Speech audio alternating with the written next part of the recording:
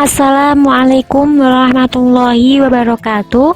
Yang terhormat kepada Bapak Rafiq Faudi Akbar MPD sebagai dosen pengampu mata kuliah Manajemen Pendidikan. Perkenalkan, kami dari kelompok 4 yang terdiri dari 4 orang, yaitu yang pertama saya Aulia Miftahul Jannah, yang kedua yaitu teman saya Jauharin Nafisa, dan yang ketiga teman saya Zulifa Afif Lestari, dan yang keempat ada teman saya Faisal Abidin. Tujuan saya di sini akan menyampaikan sedikit materi tentang perilaku siswa, kehadiran siswa, dan kedisiplinan siswa terhadap trioka keselamatan dan stabilitas sekolah. Presentasi kali ini untuk memenuhi tugas kelompok mata kuliah Manajemen Pendidikan. Materi yang pertama akan saya sampaikan. Langsung saja kita simak penjelasannya. Dari jurnal yang saya rangkum, yaitu berlatar belakang dalam terang tantangan yang dihadapi para pemimpin pendidikan di abad ke-21, ada 3 komponen penting untuk membangun keamanan dan stabilitas sekolah. Para pemimpin pendidikan harus peduli dengan perilaku siswa, kehadiran siswa, dan kedisiplinan siswa. Troika dari perilaku siswa yang positif, kehadiran yang konsisten, dan penanaman disiplin diri mengantar kereta manajemen pendidikan dan penawaran peluang yang berganda. Langsung saja kita ke materi yang pertama, yaitu kepemimpinan transformasional. Pekerjaan para pemimpin pendidikan menghubungkan perilaku siswa, kehadiran siswa di sekolah, dan kedisiplinan siswa untuk membangun keamanan dan stabilitas sekolah. Pemimpin yang berusaha membangun atau mempertahankan sekolah yang aman dan stabil menggunakan keterampilan manajemen transformasional. Tahukah kalian, pemimpin transformasional yaitu menumbuhkan kolaborasi, pro-budaya profesional, memfasilitasi pengembangan guru, dan membantu para guru memecahkan masalah.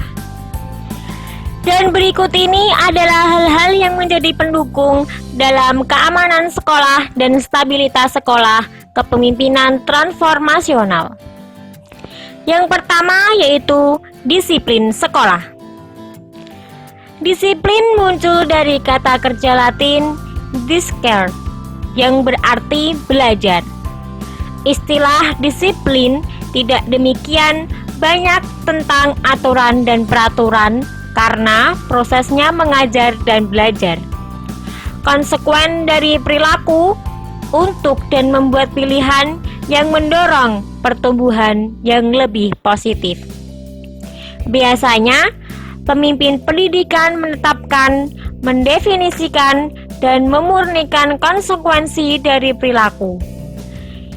Itu merupakan batasan-batasan untuk menyarankan agar pemimpin pendidikan mempertimbangkan, mendisiplinkan penyampaian hukuman untuk apa yang dianggap perilaku yang tidak pantas.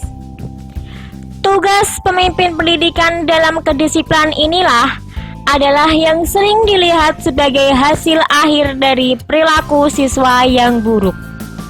Harapannya adalah bahwa guru dan kepala sekolah harus mengelola kedisiplinan di dalam sekolah, melibatkan komunitas sekolah dalam mencapai disiplin akan menghasilkan pertumbuhan untuk mengukur kekuatan keamanan dan stabilitas.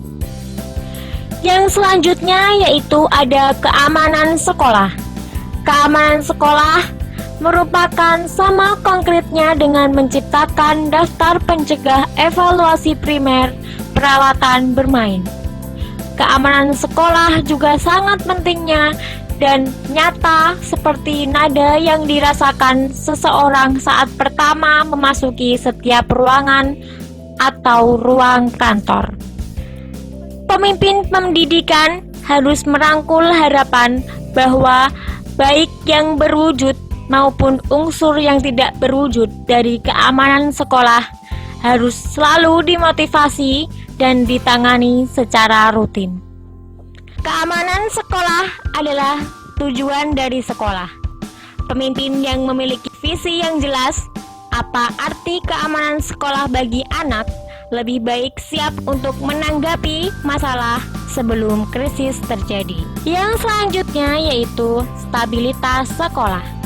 Dan tahukah kalian stabilitas sekolah adalah tujuan semua orang yang bertujuan untuk mengumpulkan ide personal, masyarakat, dan sekolah tidak hanya membina kolaborasi, proses tersebut dapat mengungkapkan cara untuk perbaikan berkelanjutan di masa depan. Budaya sekolah menimbulkan rasa konsisten dalam harapan untuk perilaku. Stabilitas menjadi platform untuk membangun dan memperdalam budaya komunitas sekolah. Stabilitas sekolah terus melampaui pemimpin saat ini sebagai harapan bahwa banyak hal-hal besar yang terjadi di sini. Dan itu tadi adalah 3 hal-hal yang mendukung dalam kepemimpinan transformasional. Materi selanjutnya akan disampaikan teman saya. Terima kasih. Mengapa sih kita harus peduli dengan perilaku, kehadiran, dan disiplin? Nah, para pemimpin pendidikan yang telah mendirikan harapan bahwa siswa akan melakukan sendiri dengan bermartabat dan memperlakukan orang lain dengan rasa hormat yang sama akan membuktikan bahwa membangun prinsip-prinsip ini adalah waktu yang terbaik dihabiskan. Yang pertama yaitu keamanan dan stabilitas sekolah. Keamanan dan stabilitas sekolah memiliki beberapa karakteristik utama, yang diantaranya adalah 1. Memiliki visi untuk komunitas sekolah yang dapat dinyatakan, dibagikan, dan diimplementasikan oleh semua pemangku kepentingan. Yang kedua, memahami budaya sekolah dan berkomitmen untuk inklusi ketika membangun dampak sekolah pada siswa dan keluarga mereka.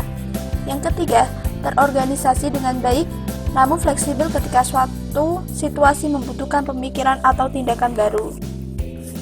Yang kedua yaitu pemimpin pendidikan membangun komunitas.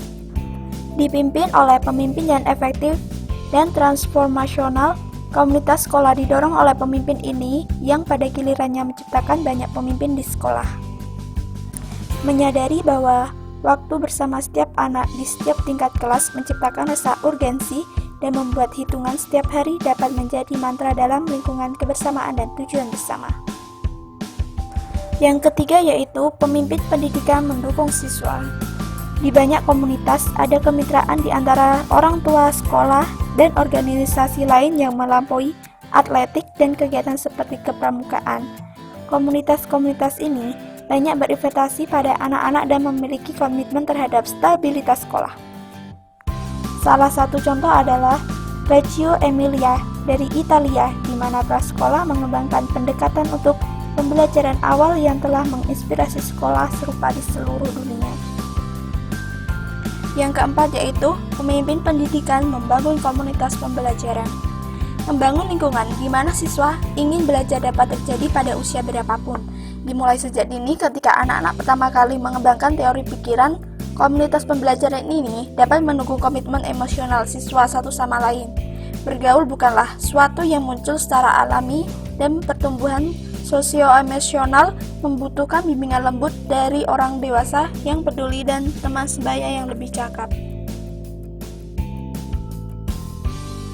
Itu pemateri yang ketiga, yaitu saya akan menjelaskan tentang mendukung perilaku siswa.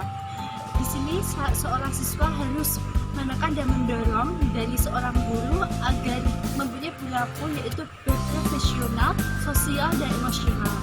Seorang siswa harus mempunyai perilaku yang baik mau di lingkungan maupun di luar lingkungan, di sekolah maupun di luar sekolah, agar seorang siswa mempunyai perilaku yang lebih baik.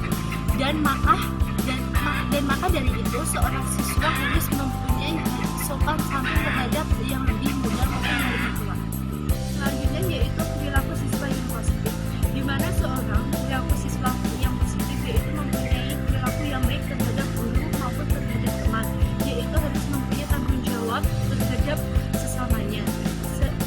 selanjutnya yaitu seorang guru harus mengarahkan dan membimbing kepada anak atau siswanya agar mempunyai norma-norma maupun perilaku yang lebih baik.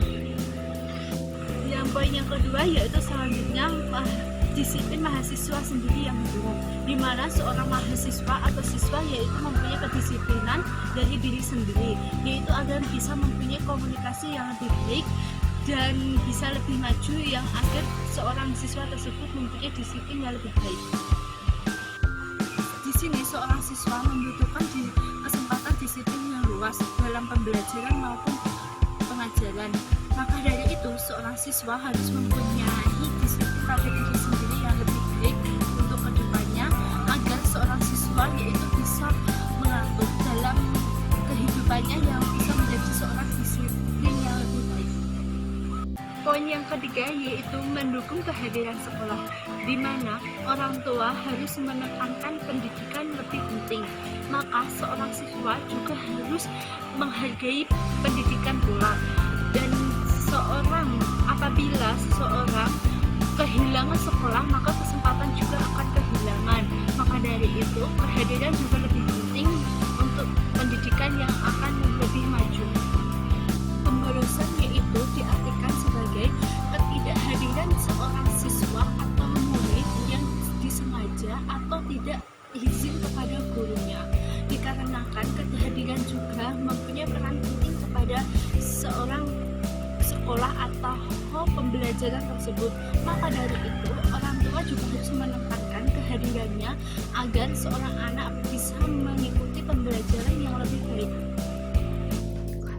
Oke, di sini saya akan jelaskan tentang D, pentingnya kehadiran, keterlibatan, dan pengaturan mandiri. Siswa berapapun usianya perlu dilibatkan di sekolah. Ruang kelas mereka dan pembelajaran yang difasilitasi oleh guru pemimpin yang peduli dan berpengetahuan adalah sarana untuk menjaga siswa tetap bersekolah. Ellen Galinsky menyebutkan 7 percakapan hidup yang penting yang perkembangannya dapat dikasih melalui orang tua, pengasuh, guru, dan teman sebaya. Ini termasuk fokus, kontrol diri, pengambilan perspektif, berkomunikasi, membuat koneksi, berpikir kritis, menghadapi tantangan, dan belajar mandiri, terlibat, dan belajar. Dia mengusulkan poin-poin penting berikut yang membahas kebutuhan dan harapan mengenai pengaturan diri agar sesuai dengan tahap siswa. 1. Praktek yang sesuai dengan perkembangan membutuhkan pertemuan dengan siswa di mana mereka berada. Guru harus mengenal siswa mereka sebagai individu yang unik, memungkinkan mereka untuk mencapai tujuan yang menantang dan dapat dicapai. 2. Semua praktek mengajar harus sesuai dengan responsif terhadap konteks sosial dan budaya tempat siswa tinggal. 3. Pelatihan yang sesuai dengan perkembangan tidak berarti membuat segalanya lebih mudah bagi siswa. Ini berarti memastikan bahwa tujuan dan pengalaman sesuai dengan perkembangan pembelajaran mereka dan cukup menantang untuk mempromosikan kemajuan dan minat mereka. Pentingnya perhatian dan pembelajaran. Perhatian dapat digambarkan sebagai proses kognitif konsentrasi selektif pada satu aspek lingkungan sementara mengabaikan aspek-aspek lain. Galinsky 2010 pada kenyataannya menggunakan kata fokus alih-alih perhatian. Untuk anak-anak, para peneliti berbicara tentang waspada dan orientasi. Untuk anak-anak yang lebih besar dan orang dewasa, fokus mencakup 2 aspek, ditambah kemampuan berkonsentrasi, bahwa untuk tetap waspada dan berorientasi untuk jangka waktu tertentu, membawa keterampilan kita yang lain untuk menanggung proyek atau tugas terlepas dari